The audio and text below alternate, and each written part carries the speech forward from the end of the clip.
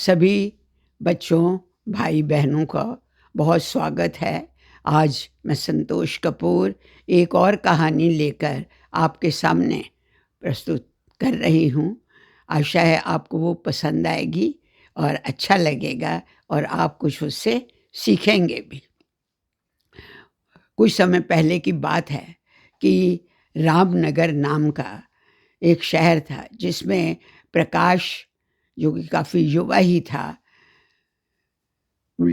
करीब 24-25 साल का वो रहता था। बहुत सुखी था। उसके माता-पिता नहीं थे, कोई भाई-बहन भी नहीं था, अकेला ही था। दूर के रिश्तेदार कभी आ जाते थे, कभी ये कहीं चला जाता था। घर से कुछ दूरी पर ही इसकी कपड़े की दुकान थी और दुकान बहुत ही अच्छी चल रही थी। घर भी उसका चाहे छोटा था, लेकिन उसके लायक उसमें सब चीज़ें थी और सुखी जीवन व्यतीत कर रहा था और सोच रहा था कि 2-1 साल और काम कर लूँ, फिर मैं किसी अच्छी लड़की के साथ शादी करके और ज़्यादा व्यापार को और काम को बढ़ाऊँगा। लेकिन कुछ दिनों के बाद ऐसा हुआ कि जब वो घर की तरफ आ रहा था बाज़ार से काम करके, तो उसने देखा कि बड़ा सायरन बज रहा है और लोग दौड़ रहे हैं। जब उसको ये पता चला कि बाढ़ आ गई है, क्योंकि वर्षा तो हो ही रही थी और उन दिनों चारों तरफ से बाढ़ के कई संदेशे आते थे। तो जब वो घर के नज़दीक गया, तो उसने देखा, ओह! उसका तो घर ही पानी में डूब गया है। मतलब इतनी तेज़ी से बाढ़ आई कि वो आस-पास भी रोना, चीखना सब मचा हुआ था। पेड़ भी उसके घर के नज़दीक थे, वो भी गिर गए और ये देख के एकदम से इतना हैरान हुआ कि इसको लगा बस मैं भी बहने जा रहा हूँ। तभी इसको पकड़ के किसी ने पीछे किया कि कहाँ चला जा रहा है लड़के? अपने को बचाओ। कहता मेरा घर डूब गया। तो कहते हैं घर डूबा है ना, तुम तो ना डूबो। तो ये थोड़ा संभला कि वाक़ई मैं इस जब पानी का तो कोई भरोसा नहीं होता। जब बाढ़ आती है, किसी से पूछ के नहीं आती, ना ही रुकती है किसी से पूछ के। इसको पीछे धकेला, ये थोड़ी देर बैठा रहा, फिर इसने कहा चलो अपनी दुकान पे जाके रात को डेरा लगा लूँगा, चाबी तो है ही मेरे पास। वो दौड़ा हुआ पीछे गया। अब क्या देखता है कि उधर भी फ्लड आ गया और इसकी दुकान और आसपास की सब दुकानें बिल्कुल तहस-नहस हो गई। अब तो इसकी हिम्मत बिल्कुल ही टूट गई। क्या करता?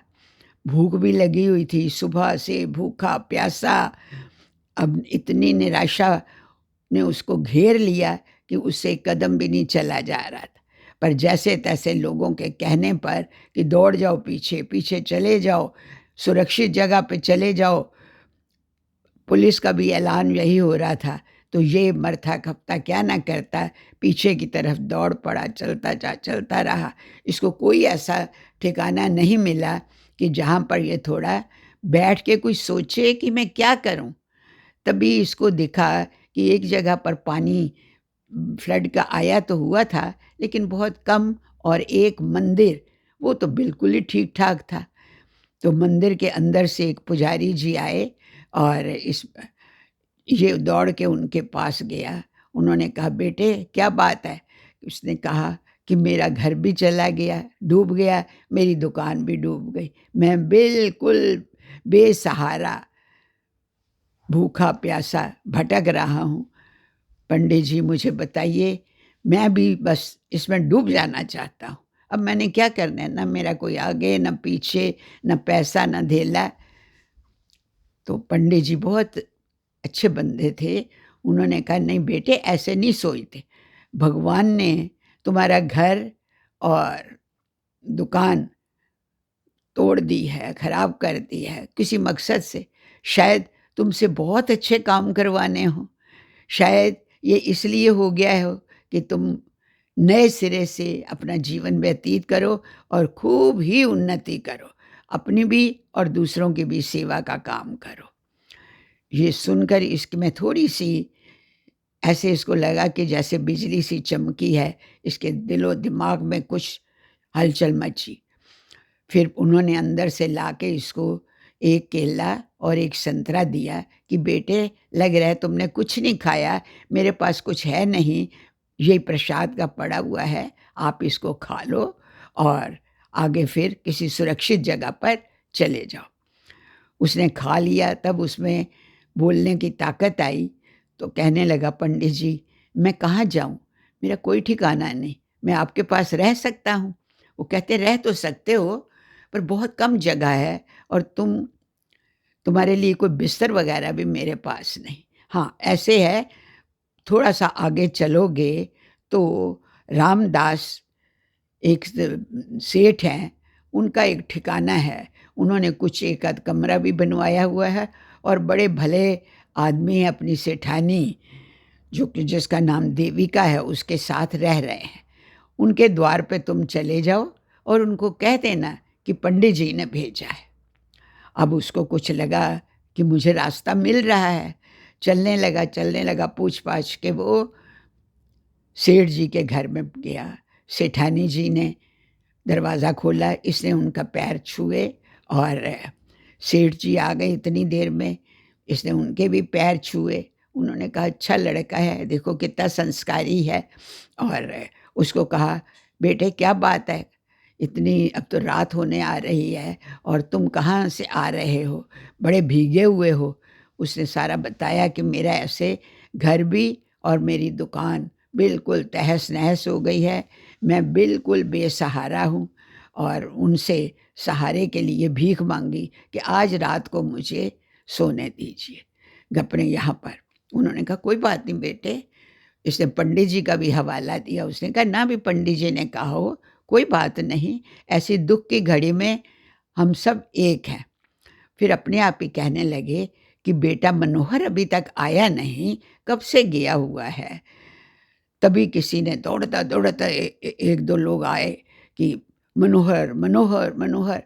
कहते, क्या हुआ मनोहर को? कहते, मनोहर नहीं रहा, पानी में डूब गया, मर गया, उसकी लाश भी नहीं पता चल रही।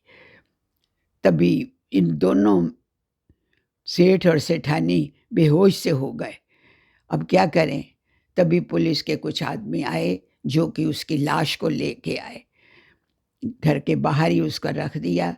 थोड़ी सी होश आई सेठ सेठानी को, तो रोना धोना इतना मच गया कि प्रकाश अपने दुख को तो भूल गया। उसको कहा कि अरे, मेरा दुख तो कोई है ही नहीं इनके सामने, इनका जवान लड़का डूब के मर गया है और कोई सहारा नहीं, हैं भी ये बड़ी उम्र के, अब क्या होगा। इसने उनको इस तरीके से घर को संभालना शुरू किया जैसे ये यहीं का, इन्हीं का बेटा हो।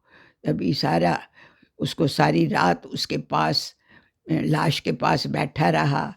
पड़ोसियों ने खाना कुछ ला के दिया, तो इसने भी एक तरफ जाके खाना खा लिया। उन्होंने सोचा ये इनका रिश्तेदार है। खाना खा के इसको थोड़ी तसल्ली हुई। फिर ये मनोहर के पास बैठा रहा। उनको सेठ सेठानी को कहा, आप सो जाइए थोड़ी देर। पर नींद किसको आती थी, खैर वो थोड़ी देर लेट गए। सुबह जब हुई तो अ, दाह संस्कार करने की तैयारी हुई। इसने बहुत ही उनका बेटा बन के मदद की, सारा सारा चीज़ सँभाल ली। उसका उसको जब लेके जाने लगे तो इसने भी कंधा दिया, शमशान घाट तक भी गया। वहाँ पर भी उसके ऊपर, चिता के ऊपर लकड़ियाँ डालीं, घी वगैरह भी ला के दिया, वो भी डाला। तो सब देख के कहने लगे कि ये बच्चा तो बहुत ही आज्ञाकारी और बहुत अच्छा, देखो कितने अच्छे से सारे काम इसने मनोहर के किए।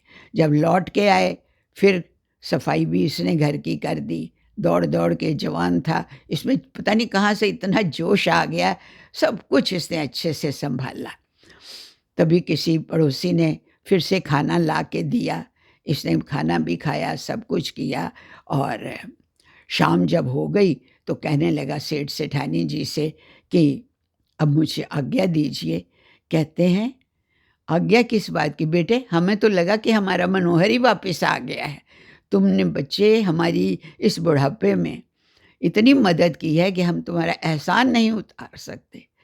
तुम कहाँ जाओगे? कहता है, ये तो मुझे भी नहीं पता, मेरा तो कोई आगे पीछे है ही नहीं। ना मेरे पास पैसा दे रहा है, ना कपड़े हैं, कोई चीज़ नहीं। तो कहते हैं फिर क्यों भागने की कोशिश कर रहा है? कुछ दिन यहीं टिक जाओ, फिर देख लेना क्या करेंगे। अंदर से तो ये जाना ही नहीं चाहता था, यही चाहता था वहीं रह जाए, वहीं रह गया। 3-4 दिन ही हुए थे तभी सेठ जी का भाई, जिसका नाम अशोक था, वो और उसकी घरवाली आ गए रोते-धोते, अफ़सोस करने। जैसे ही उनको पता चला कि मनोहर नहीं रहा और ये घटना हो गई है, उन्होंने भी सब आपस में भाई मिले, भाभियाँ मिलीं, रोना-धोना हुआ। उसके बाद बातें भी करते रहे। तभी अशोक ने कहा कि ये लड़का कौन-सा है?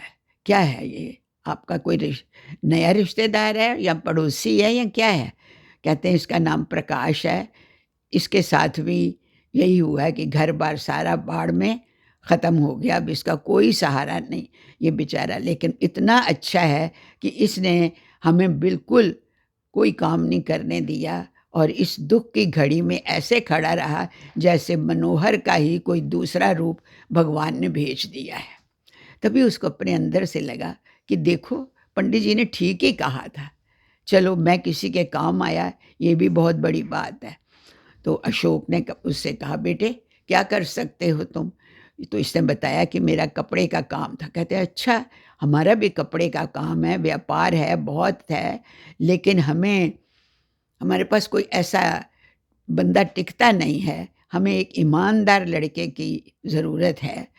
और तुम्हें कपड़े के बारे में पता ही है और सेठ जी कह रहे हैं कि तुम बड़े अच्छे लड़के हो, ईमानदार हो। चलो, तो शहर बहुत दूर नहीं है, वहाँ हमने सुबह चले जाना है, आप भी साथ चलो। भैया आप भी हमारे साथ चलना, अपने भाई को भी, रामदास को भी उसने कहा। और सेठानी को कहा आप लोग तैयार हो जाओ, चौथा तो हो चुका लड़के का, और बाकी आप हमारे पास वहीं रहना, ये लड़का भी चलेगा, इसको हमने समझो नौकरी दे दी। उन्होंने कहा हाँ, ये आपके कारोबार को बहुत ही अच्छी तरह से सँभाल लेगा। तो सब अगले दिन सुबह ही तैयारी करके चल पड़े और ये दिल में सोचता रहा कि लो, मेरे को तो भगवान ने बहुत कुछ दे दिया, मेरी सुन ली। मुझे एक अच्छे माता-पिता मिल गए, चाचा-चाची मिल गए और बना-बनाया व्यापार मिल गया। अब और क्या चाहिए? हो, भगवान का बहुत-बहुत शुक्र है जिसने मुझे ये सब कुछ दिया है। एक घर गया, दुकान गई तो कोई बात नहीं। मैं अब हूँ, मैं इनकी इतनी सेवा करूँगा और सेवा के काम करूँगा कि लोग देखते ही रह जाएँ। और सचमुच से वहाँ पहुँचकर इसने दिन दूनी रात चौगनी उनके काम में बरकत डाली, मेहनत की और सबका ही प्यारा और दुलारा बन गया। सब इसकी बहुत प्रशंसा करें और ये ईश्वर को धन्यवाद दें कि बारंबार उस परमपिता को धन्यवाद जिसने मुझे दोबारा से जन्म दिया और सब कुछ सँभाल दिया। अच्छी लगी कहानी बच्चों? चलो, हम ईश्वर जो करता है अच्छा ही करता है। अब इस पे आप कमेंट करिएगा कि और अगली कहानी कैसी आपको चाहिए। ओके, बाय-बाय, नमस्ते।